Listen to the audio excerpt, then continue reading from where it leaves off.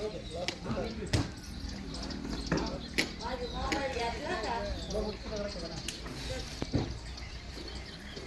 त्रास आहे. नमस्कार मित्रांनो, पंढरपूर सत्यदर्शन यूट्यूब चॅनलवरती आपलं सहर्ष स्वागत.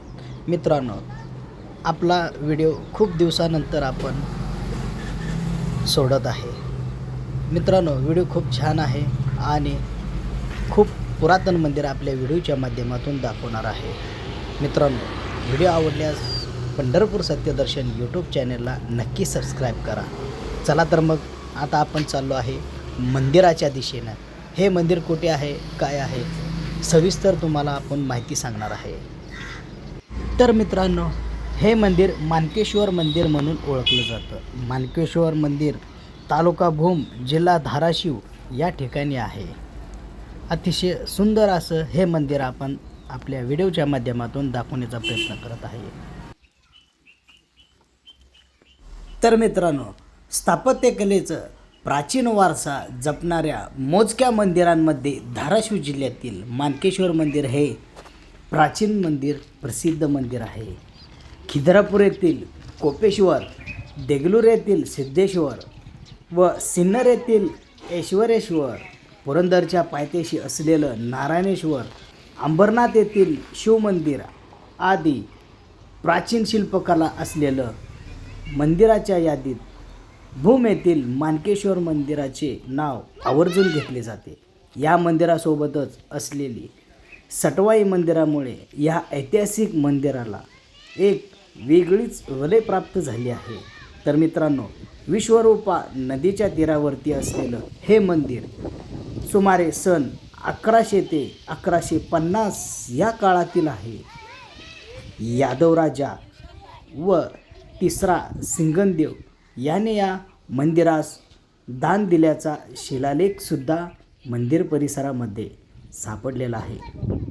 मंदिराचे प्राचीन तत्व सिद्ध होते. मंदिरावरील शिल्पकला, हेमाडपंथी स्थापत्यशैली आदी गोष्टी हा ऐतिहासिक प्राचीन वारसा असलेला सांगतात. या मंदिराबाबत आख्यायिका अशी आहे की चालुक्य राजा दक्ष याने या मंदिरात माणिकलिंगाची स्थापना केलेली होती. त्यामुळे देवाला मानकेश्वर नाव पडले आहे. दुसऱ्या आख्यायिकानुसार हे मंदिर असुरांनी एका रात्रीत बांधलेलं व पहाट होताच अदृश्य झालेले.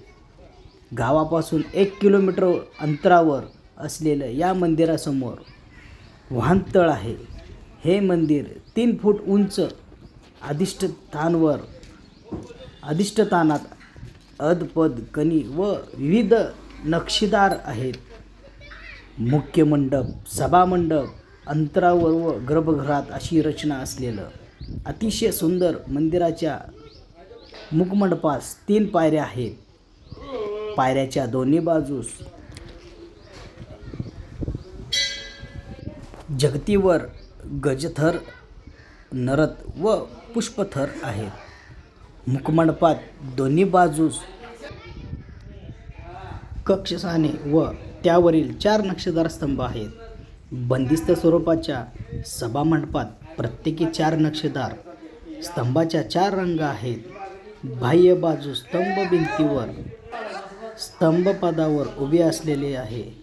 स्तंभ वर्तुळाकार, चौकोन, षटकोन, अष्टकोन अशा भौतिक आकारात आहेत.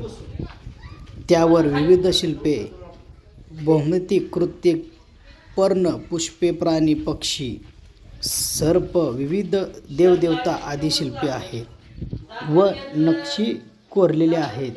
स्तंभपटलावर पौराणिक प्रसंग आणि दाखवणारी शिल्पे कोरलेली आहेत. येथील एका स्तंभावर विष्णूचे वराह अवतार शिल्प व दुसऱ्या स्तंभावर वेणुगोपाल शिल्प आहे. या शिल्पात बासरी वाजवणाऱ्या चतुर्भुज श्रीकृष्णाच्या मागील दोन्ही हातात शंख व चक्र आहेत. सभामंडपात मध्यभागी जमिनीपेक्षा काही इंच उंच रंगशिला आहेत. रंगशिलावर चारही कोनांवर स्तंभ आहेत.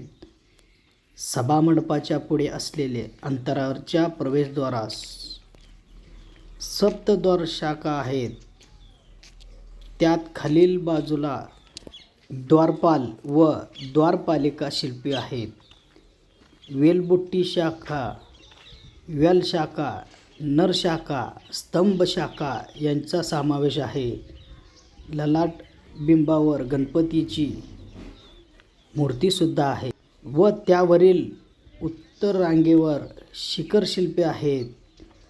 मंडारकास चंद्रशिला व त्यावर कीर्तिमुख कोरलेले आहे. अंतराच्या दोन्ही बाजूस 3 गर्भगृहे आहेत. मुख्य उजव्या व डाव्या बाजूच्या गर्भगृहाच्या प्रवेशद्वारांना खालील बाजूस द्वारपाल, द्वारपालिका शिल्पे व वर वेलबुट्टी शाखा, नरशाखा, वेलशाखा, स्तंभशाखा आहेत. ललाटबिंबावर गणेश मूर्ती व त्यावर शिखरशिल्पे आहेत. मुख्य गर्भगृह अंतरापेक्षा सुमारे 8 फूट खाली आहे. 10 पायऱ्या उतरून गर्भगृहात प्रवेश होतो. गर्भगृहात जमिनीवर शिवपिंड आहे. या पिंडीवर जलधारा धरलेली अभिषेक पात्रा छताला टांगलेले आहे. शिवपिंडीच्या बाजूस पितळी त्रिशूळ आहे. उजव्या बाजूस गर्भगृहात ही शिवपिंडी आहे, मात्र डावीकडील गर्भगृह रिक्त आहे. दोन्ही गर्भगृहाच्या वितनांवर नक्षी आहेत. मंदिराच्या मंडपावर एकूण 109 मूर्ती आहेत. मंदिरातील एक मूर्तीची असंख्य 347 आहे. मंडपावरील मध्यभागी असलेले पत्रलिका सुरसुंदरी शिल्प वादग्रस्त झाल्याने महत्त्वाचे ठरले आहे. काही वर्षापूर्वीपर्यंत या मूर्तीची सटवाई म्हणून पूजा केली जात असे. त्यामुळे या मूर्तीस शेंदूर लेपन केले जात असे. परंतु प्राचीन मंदिर व शिल्पकला अभ्यासिकांच्या मते शेंदूर लेपन केल्याने मूर्ती विद्रूप होऊन ऐतिहासिक शिल्पांना धोका निर्माण होतो. हल्ली मूर्तीचे शेंदूर लेपन काढून टाकले आहे. त्यामुळे ही मूर्ती आता मूळ स्वरूपात पाहता येत आहे. एक भैरव मूर्ती आहे. भैरवाच्या गळ्यात नरमुंड माळा आहे. हातात कपाळखड्या आहे. पायाजवळ नंदी आहे. येथेच एक विष्णू मूर्ती आहे. विष्णूच्या हातात शंखचक्र गदा ही आयुधे व पायाजवळ गरुड आहे.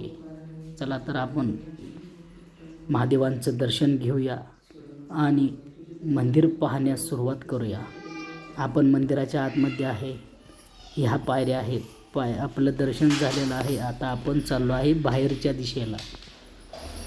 पाहू शकता, हा मंदिराच्या आतमध्ये आपण आहे. संपूर्ण असं पौराणिक मंदिर आपल्या व्हिडिओच्या माध्यमातून अतिशय नक्षीदार छान मंदिर आपल्याला व्हिडिओच्या माध्यमातून दाखवण्याचा प्रयत्न करत आहे. संपूर्ण असं खूप पौराणिक हे शिव मंदिर आहे. पाहू शकता, हे असं सुंदर असं मंदिर आपल्या व्हिडिओच्या माध्यमातून पाहू शकता. मित्रांनो, हे माणकेश्वर महादेवांचे मुख्य जत्रा उत्सव तर चैत्र पौर्णिमा हा सटवाई देवीचा वार्षिक जत्रा उत्सव भक्तिभावाने साजरा केला जातो. इथे महाशिवरात्रीला सुद्धा मोठा उत्सव असतो. पाहू शकता, श्रावण मास, अधिक मास, चैत्र पाडवा, शारदीय नवरात्र उत्सव, दसरा, दिवाळी यावेळी मंदिरात विशेष उत्सव साजरे केले जातात. मित्रांनो, इथे भक्त भाविक हजारो भाविक येत असतात आणि इथे श्रावण मास, अधिक मास, चैत्र पाडवा, शारदीय नवरात्र महोत्सव, दसरा, दिवाळी यावेळी सुद्धा मंदिरात विशेष उत्सव साजरे केले जातात. उत्सव काळात हजारो भाविक येतात देवाच्या दर्शनासाठी व नवस फेडण्यासाठी येतात. यावेळी विविध धार्मिक कार्यक्रमांचे आयोजित केले जाते. हे मंदिर भूम शहरापासून 14 किलोमीटर तर धाराशिवपासून 55 किलोमीटर अंतरावर आहे. भूम येथून एसटीची सुविधासुद्धा आहे. पाहू शकता इथे समोर गणपतीरायाची मूर्ती आहे, बांधलेल्या स्वरूपात आहे आणि इथे नंदीसुद्धा आहे मंदिराच्या समोरच. हे पहा इथे सुद्धा खूप पौराणिक शिल्प बांधलेल्या स्वरूपात आहेत. पहा संपूर्ण असं मंदिर आपल्या यूट्यूब चॅनलच्या माध्यमातून हे सटवाई देवीचं मंदिर आहे आणि इथे लहान मुलांचे जावळ काढत असतात. पहा मित्रांनो, व्हिडिओ आवडल्यास आपलं चॅनल नक्की सबस्क्राईब करा. धन्यवाद.